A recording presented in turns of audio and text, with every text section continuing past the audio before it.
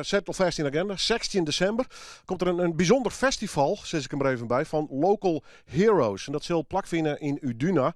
De heren op de bank weten er volle meer van, want dat is Klaas en Geert. Ik nog mij een boek trouwens. We beginnen maar even met het boek. Wat voor boek is dat eigenlijk? Nou, we hebben een boek uitgebracht met onze stichting. Zoals wisten ben we al 10 jaar actief met de stichting Woordbeat. We hebben eigenlijk de lokale popmuziek in de woorden wat documenteren.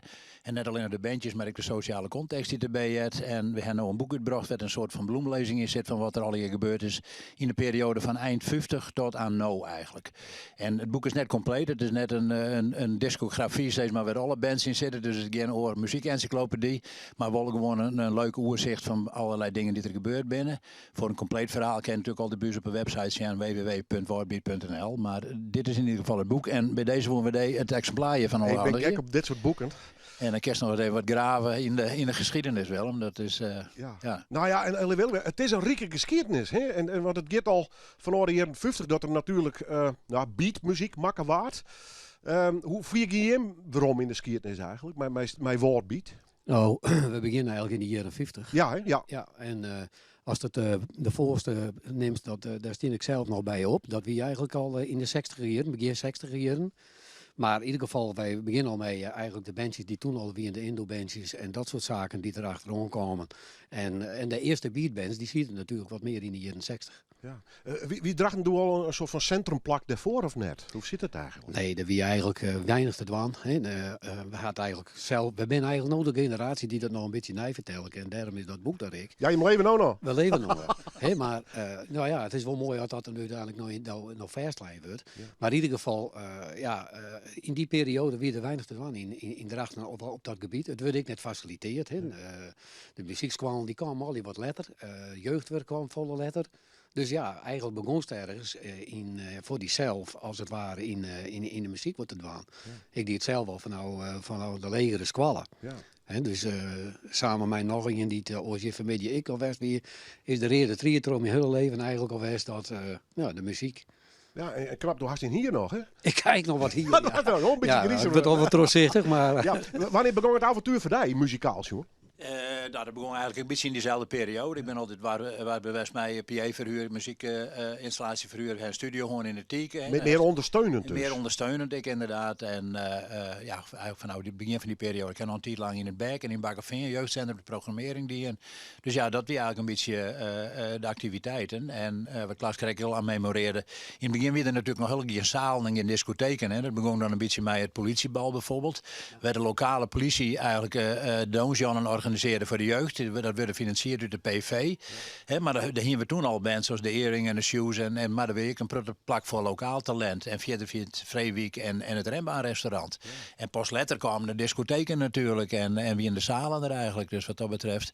En dan scoorde dat we op in de tijd. Met de eerste jeugdcentra. Maar ik een poppodium zoals Brune Josk en neem maar op alle jaren. Werd toch lokaal hulpvolle plak weer om bands spelen te letten. We hebben er een hele hoop uit die tijd. Kijk, ze hem nog actief. Of hij bij een aantal reanimeren maten. Die misschien nog wat posteren op een zolderkamer hier. En die denken, hey, dat is leuk. Dat doe ik weer om mij of net? Hoe zit het eigenlijk? Ja, dat is terug door onze activiteiten. En de bands werden een beetje wat binnen. Nou ja, rakels er wel weer wat op, hè? Ja, er rakels zeker wat op. En er zijn een hele hoop die hadden hun hobby weer oppakt, om het zo maar te zeggen. En die ben weer begonnen. En die stier zelfs hier uiteindelijk. Ik werd op die... folder poster, zeg maar, dat er weer bands binnen die uiteindelijk zijn, als Vince Poedizek, die is bijvoorbeeld al in de jaren 60, 68 die spelen nog steeds. Ja. En die binnen nooit weer actief. En dat is hartstikke leuk, want ja, totdat wij dit eigenlijk weer wat oppakken en die festivals van die local heroes weer binnen van de harkje, ja, komen er steeds meer bij. Die zeggen, ja, wij willen eigenlijk ook wel eens bij hem spelen. En die zorgen dat. Ja. Dus dat maakt wakker die we echt om.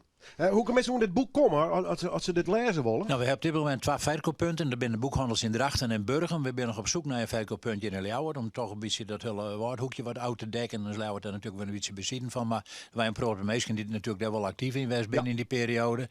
Dus daar zie we nog naar, maar het is op dit moment wel een hutrenner. We hebben een productie van 300 boeken en we zijn al 4 uur de helft met de verkoop. Dus wat dat betreft, en dat mag ik wel, want het is natuurlijk altijd een aderlating van een stichting zoals wij binnen. Het is natuurlijk een enorme voorinvestering. Een dure hobby, laten we het zo Het behouden. is een hele dure hobby, maar we vonden toch wel dat er inderdaad naast de digitale media dat we ook een papieren ding hebben moesten.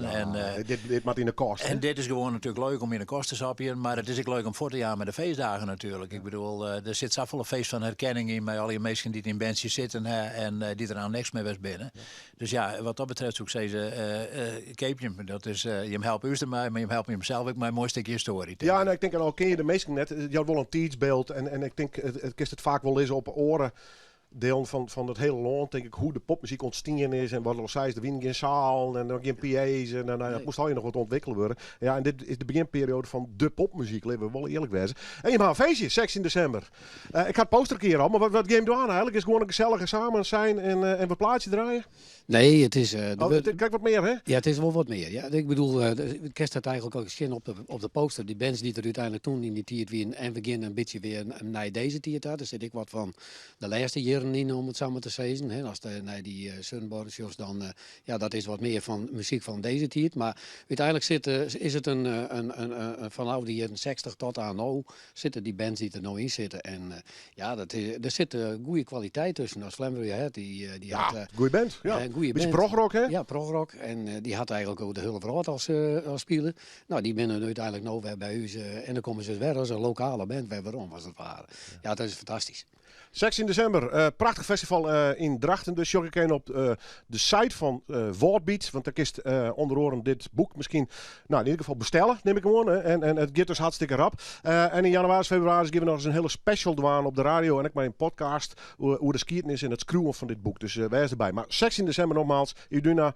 Het feestje, net stenen, maar daarhinder zei een Dragster Schouwburg-directeur. Dat weer Roel Ostra, hè? Dat is, ja. Die horen we erin. Dat is denk ik een mooi verhaal, Norien. Hoe hij in de popmuziek ziet en wat zijn idee bij popmuziek weer. Dus, maar dat mooie verhaal vertellen we nog wel eens. Is cirkeltje rond. Daarom. Dank u wel, heren. Goed, Goed, 16 december, zet het in de agenda.